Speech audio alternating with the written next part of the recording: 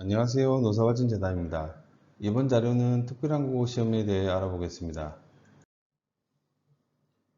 4년 10개월 동안 한국에서 근무하고 다시 재입국하고 싶은 외국인 노동자가 많습니다. 이런 경우 특별한국어 시험 재입국 제도를 이용할 수가 있습니다.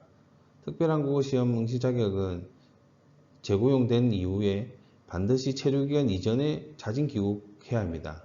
그리고 대상은 만 39세 이하가 돼야 되고 E9이나 E10 비자로 총 4년 10개월 미만일 때입니다. 그리고 주의하셔야 될 게 한국에서 사고를 내서 군구 이상의 범죄 경력이 있을 때는 재국 제도를 이용할 수가 없습니다.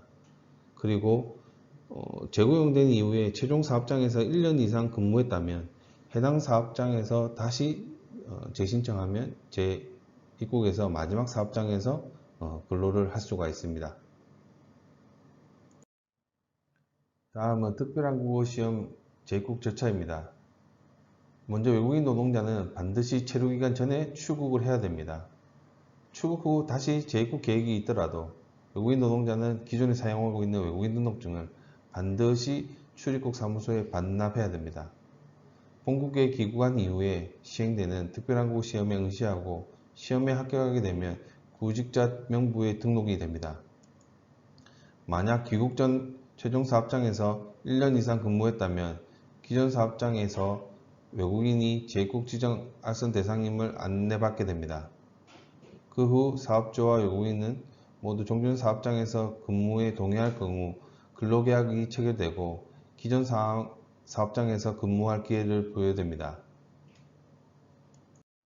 마지막으로 4년 10개월 근무를 마친 외국인 노동자가 재입국할 수 있는 두 가지 제도의 차이점에 대해서 알아보겠습니다. 재입국 특례자 재입국 제도는 대상 사업장이 한정되어 있습니다. 농축산업, 어업, 100인 미만 제조업 사업장으로 제한되어 있습니다. 그에 반면에 특별한국어 시험을 이용할 수 있는 사업장은 제한이 없습니다. 각 제도를 통해 재입국할 수 있는 기간은 재입국 특례자의 경우 출국 이후 3개월 후에 재입국할 수가 있고 특별한국어 시험 제도는 출국하고 6개월 이후에 입국을 할 수가 있습니다.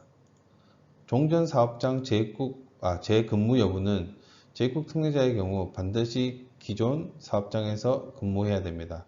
특별한국어 시험의 경우 최종 사업장에서 1년 이상 근무했을 경우 사업주와 외국인의 동의에 따라 기존 사업장에서 근무가 가능합니다.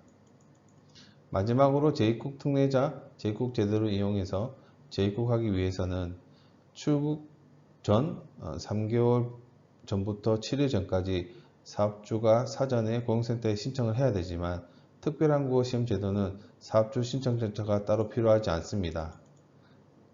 사업주는 각 제도의 차이점을 이해하시고 사업장 필요에 따라 재입국 제도를 활용하시기 바랍니다. 감사합니다.